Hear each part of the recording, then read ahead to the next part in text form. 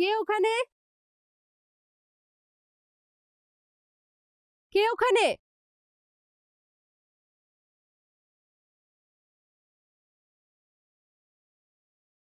ওখানে কে আছেন?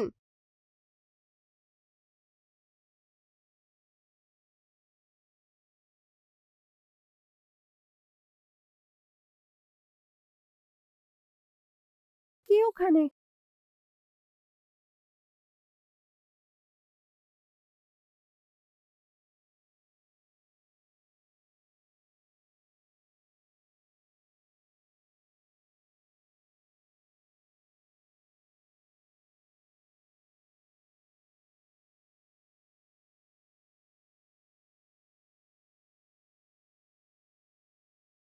আরে তুমি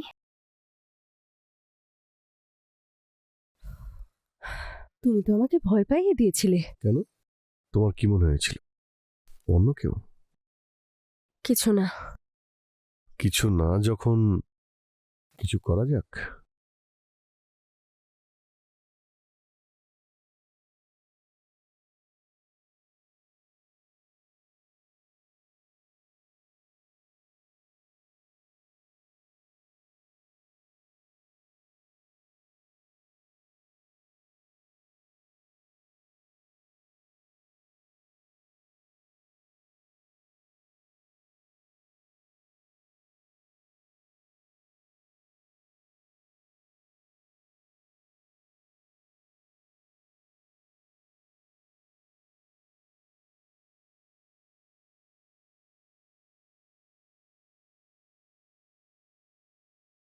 আরে এবার তুমি থামো তো। আর কত ভালোবাসবে তুমি? ঠিকই বলেছ, খুব ভালো কথা। তুমি তো এখানে বাপের বাড়িতে খুব ভালোই আছো, আর আমি ওখানে একা। তুমি জানো আমার কি অবস্থা হচ্ছে তোমাকে না দেখে? আচ্ছা, আর যখন আমি ওখানে থাকি তখন তো বারবার জিজ্ঞেস করো বাপের বাড়ি কবে যাবে, আমি তবে একটু শান্তি পাবো, ইত্যাদি ইত্যাদি। আর এটা তো সব স্বামীরাই তাদের স্ত্রীকে বলে থাকে। এই কথাটা তো সিরিয়াস নেওয়ার কি আছে? অ্যাকচুয়ালি ব্যাপারটা হলো যে যখন ভালোবাসার কেউ যখন কাছে না থাকে তখনই তার ভ্যালু বুঝতে পারা যায়। আচ্ছা, তাহলে আমার ভ্যালু বুঝতে পেরেছো। অ্যাবসলিউটলি 100%, একদমই ঠিক। সেই জন্যই তো আমি তোমায় নিতে এসেছি। কিন্তু আমি তো তোমার সাথে যেতে পারবো না। কেন? আরে মা, বাবা আর ভাই গ্রামে গেছে। আমার ঠাকুরদার দাদা আসলে মারা গেছেন, সেই জন্য ওদের যেতে হয়েছে। তো তুমি গেলে না? না, বাড়িতেও তো কাউকে থাকতে হবে। আজকাল কত চুরি হচ্ছে বলো। ঠিক। তাহলে একটা কাজ করি, আমিও এখানে থেকে যাই। যখন তোমার ফ্যামিলিরা আসবে আমরা দুজনেই এখান থেকে চলে যাব। হ্যাঁ, এটা করতে পারো। এবার তোমার খাওয়ার জন্য কিছু একটা বানাই। হ্যাঁ। ঠিক আছে।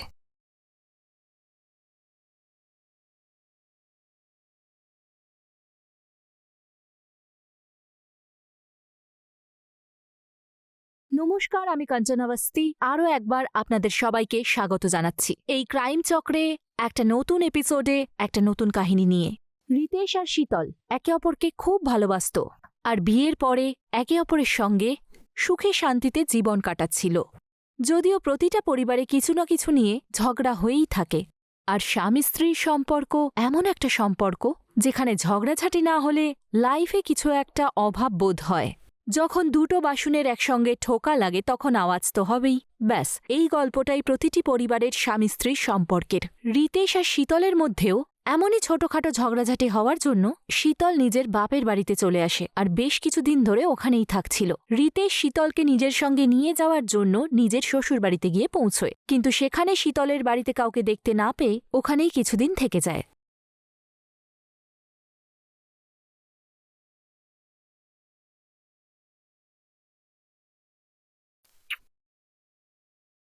কি হলো? ইচ্ছে করছে না, কিছু ফিলই হচ্ছে না।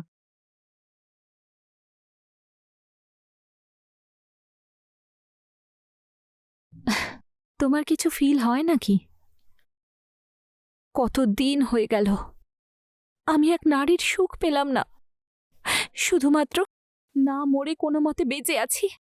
সারাদিন বাড়ির কাজ করব, তোমার সেবা করব, সেই সব কাজ করি যা তোমার ভালো লাগে। তাতে তুমি কোনো দয়া করো না। আমার ওয়াইফ তুমি, আর একজন ওয়াইফকে তার হাজবেন্ডের জন্য এসব করতেই হয়। হ্যাঁ, বউ তোমার, কিন্তু চাকর নই।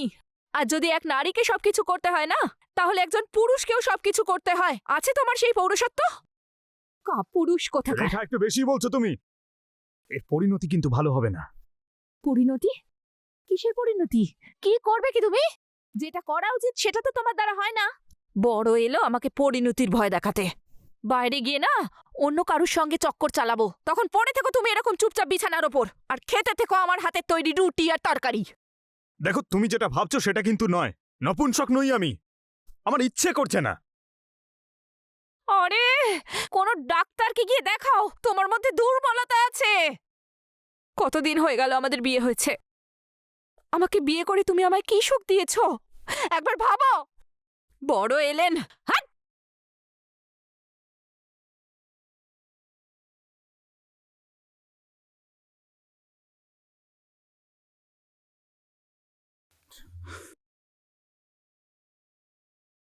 কি বলবো ভাই, জীবনটা নরক হয়ে গেল আমার। আরে না না, এতে এতে আমার ওয়াইফের কোনো দোষ নেই। ও তো এমনিতেই আমার সঙ্গে বিয়ে করে বিরক্ত হয়ে গেছে, ফেঁসে গেছে বেচারি। জানি না ভাই, আমি ওকে ভালোই বাসতে পারি না, আমার ইচ্ছেই করে না।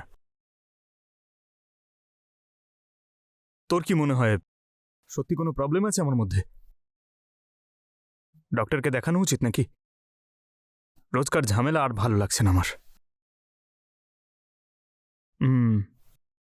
আরে ভয় লাগে ভাই, ও যদি বাইরে কোথাও চক্কর চালায় তাহলে তো আমি আর কাউকে মুখই দেখাতে পারবো না সমাজে। কখনো কখনো মনে হয় সবকিছু ছেড়ে দিয়ে কোথাও পালিয়ে যাই। বা সুইসাইড করে নি।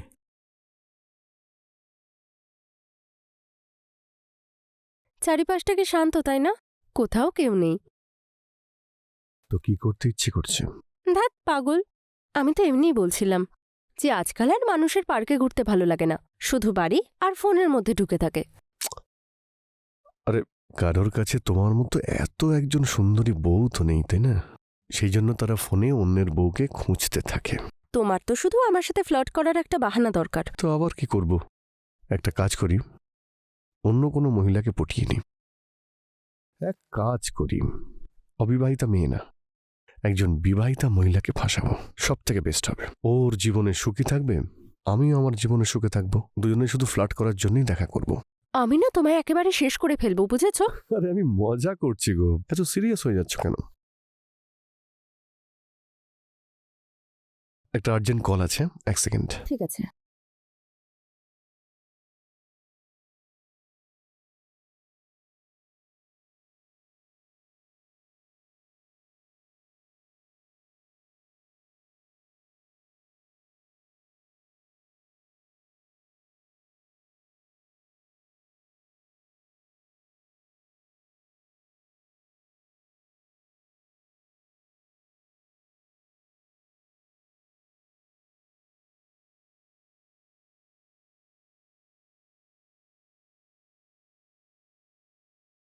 রেখা আর প্রেমল এমন এক স্বামী স্ত্রী ছিল যাদের সম্পর্ক প্রত্যেকদিন পরীক্ষার সম্মুখীন হতো।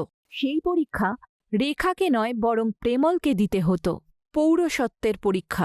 আজকের যুগে পুরুষ শব্দটাকে এইরকমভাবে ব্যবহার করা হয় যেন এটা খুব শান্তিপূর্ণ একটা শব্দ। প্রেমল রেখাকে বিয়ে করার পর সেই সুখ দিতে পারছিল না যা প্রত্যেক পুরুষ এক নারীকে দিয়ে থাকে, শারীরিক সুখ। এই জন্য দুজনের সম্পর্কে খুব তিক্ততা ছিল। প্রেমালের মধ্যে কি কোনো শারীরিক দুর্বলতা ছিল, নাকি ও রেখার প্রতি আকৃষ্ট হতো না? সে যাই হোক না কেন, বেশিরভাগ সম্পর্কেই একজন আশা নিয়ে বসে থাকে আর আরেকজন খুবই প্রেশারের মধ্যে থাকে, আর এই প্রেশারের জন্যেই জীবনের বাঁচার ইচ্ছে অতটা থাকে না। আর এমনই প্রেমলের সঙ্গে ঘটেছিল।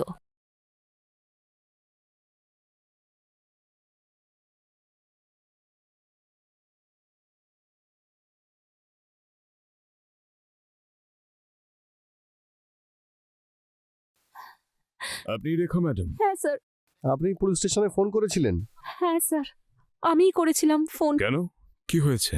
স্যার, আমার হাজবেন্ড প্রেমল বিগত 3 দিন ধরে নিখোঁজ। আর ওর ফোনটাও বন্ধ বলছে। ও ও কখনো এরকম না বলে কোথাও যায় না। আপনি ওনার বন্ধুদের কাছে খোঁজ নিয়ে দেখেছেন? স্যার, এমনিতে ওর কোনো বিশেষ বন্ধু তো নেই।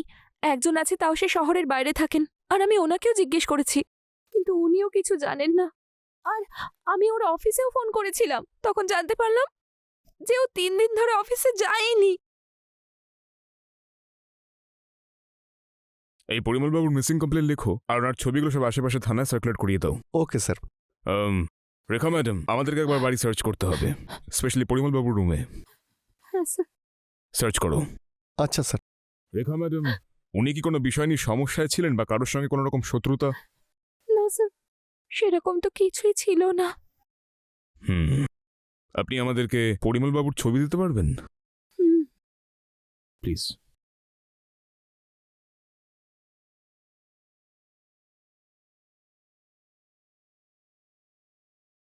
ঠিক আছে, ওকে। কি হলো, এত আর্জেন্সি কিসের? স্যার, ডেড বডি পেয়েছি। কোথায়? ওইদিকে স্যার। স্যার, বডিকে পোস্টমর্টমের জন্য পাঠিয়ে দিয়েছি। স্যার, ছুরি দিয়ে বারবার আঘাত করা হয়েছে।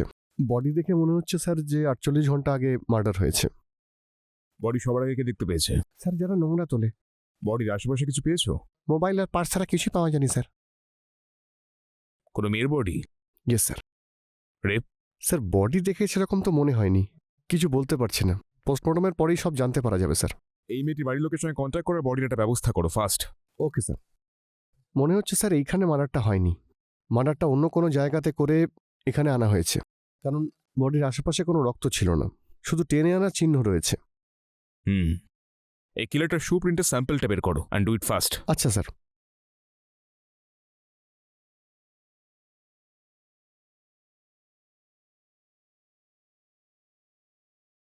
একদিকে প্রেমল 3 দিন ধরে বাড়ি থেকে নিখোঁজ ছিল। ওর স্ত্রী রেখা ওর এই নিখোঁজ হওয়ার জন্য চিন্তিত ছিল। অন্যদিকে পুলিশ একটা ডেড বডি খুঁজে পায়, কিন্তু এই লাশটা কোনো মেয়ের ছিল। শনাক্ত করার পরে পুলিশ জানতে পারে যে এই লাশটা শীতলের। হঠাৎ করে শীতলের এইভাবে নৃশংসভাবে হত্যা হওয়া খুবই আশ্চর্যজনক ছিল। পুলিশ বডির পোস্টমর্টম রিপোর্ট বের করে, কিন্তু তাতে রেপের কোনো উল্লেখ পাওয়া যায়নি। তার মানে শীতলের সঙ্গে কোনো দুষ্কর্ম হয়নি। কিন্তু হঠাৎ করে ওর হত্যা কি করে হলো? আর কে থাকতে পারে এই হত্যাকাণ্ডের পিছনে? কোনো সিরিয়াল কিলার ছিল কি, যে লোকেদের ধরে ধরে প্রাণে মেরে ফেলছিল? প্রেমল আসলে কোথায় নিখোঁজ হয়ে গেল? ওর সঙ্গেও কোনো দুর্ঘটনা ঘটেছে কি? আসুন দেখে নিই।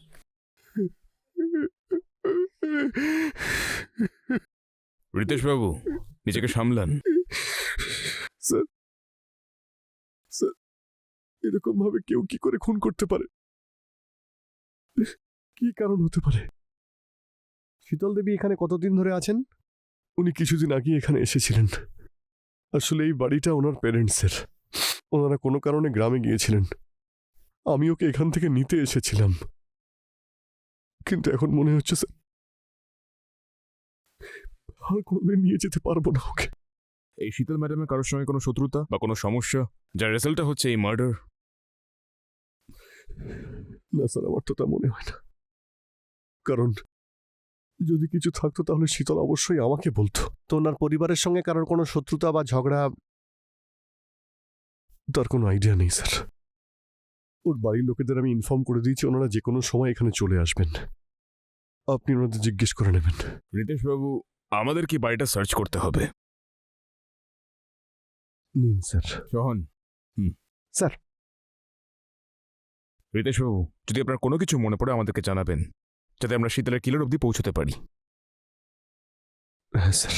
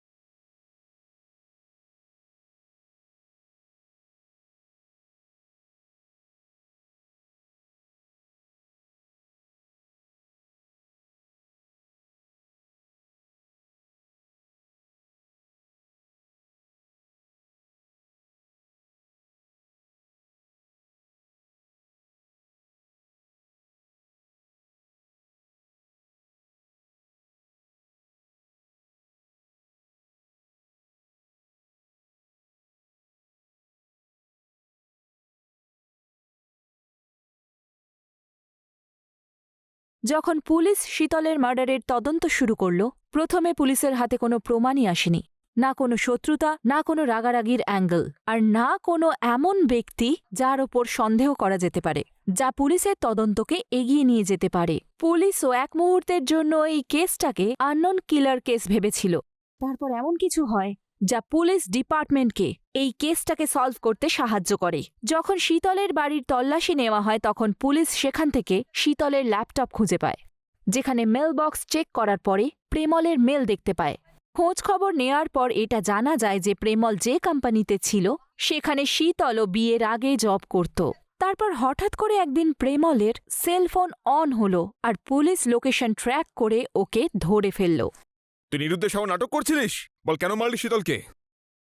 ফোন করে তুই নিরুদ্দেশ হয়ে গেছিলি? আরে নিজের স্ত্রীর কথা তো একবার ভাবতে পারতি। বেচারি কত টেনশনে ছিল। বল, শীতলকে কেন খুন করলি? স্যার, আমি শীতলকে মারিনি স্যার। তুই আর বাঁচবি না। আমরা তোর প্রত্যেকটা মেল পড়েছি যেগুলো তুই শীতলকে পাঠিয়েছিলি, যে তুই কিভাবে ওকে ভালোবাসা জালে ফাঁসিয়ে নোংরা কাজ করতে চেয়েছিলি। বল। স্যার, আমি শীতলকে খুব ভালোবাসতাম। অনেক বছর ধরে অফিসেও আমার জুনিয়র ছিল। আমি শীতলকে এত ভালোবাসতাম যে আমার বউকে আমি ভালোবাসার নজরে দেখতেই পারতাম না। সেই জন্য আমার বউ আমাকে নপুংসক ভাবত। আমি আমার বউকে ডিভোর্স দিয়ে শীতলকে বিয়ে করব ভেবেছিলাম। বিয়ে করার কথাও ছিল, কিন্তু শীতল না বলে দিল। স্যার, শীতল, আমি তোমাকে খুব ভালোবাসি। আমি আমার বউকে ছেড়ে দেব। তুমি প্লিজ আমাকে বিয়ে করো। দেখুন স্যার, আপনি লিমিট ক্রস করছেন। আমি আপনাকে ভালোবাসি না, আর না আমি কোনোদিন এমন কিছু হিন্ট দিয়েছি যাতে আপনার মনে হয় যে আমি আপনাকে ভালোবাসি। আর দেখুন, আমার বিয়ে হতে চলেছে। প্লিজ আপনি আমার থেকে দূরে থাকুন। শীতল,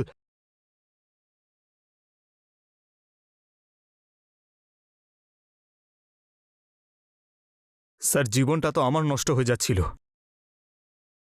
শীতলকে ভোলার চেষ্টা করছিলাম, তখনই ওই বিয়ে করে শহর ছেড়ে চলে যায়। কিন্তু একদিন হঠাৎ আমি ওকে দেখতে পাই।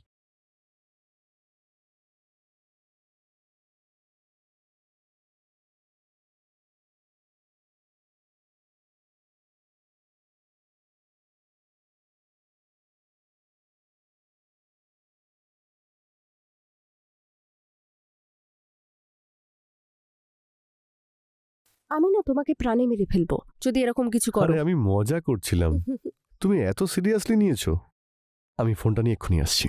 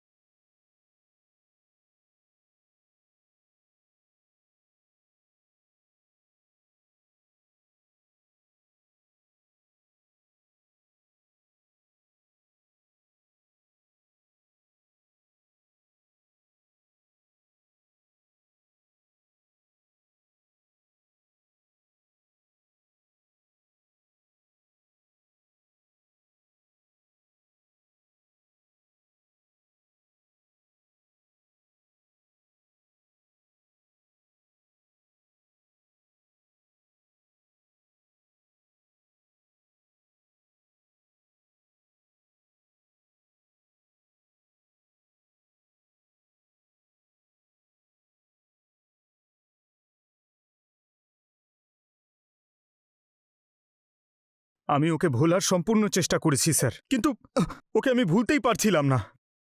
তারপর আমি ওকে ওর স্বামীর সঙ্গে সহবাস করতে দেখিনি, তাই আমার রক্ত মাথায় উঠে যায় আর আমি ওকে মেরে ফেলি। কেমন লোক তুই, যে নিজের বউয়ের ব্যাপারে একবারও ভাবলি না? একতরফা ভালোবাসা, চাহিদা যা তোর মনে ছিল, তাতে কত জীবন নষ্ট হলো। এবার বাকি জীবনটা জেলে কাটাবি।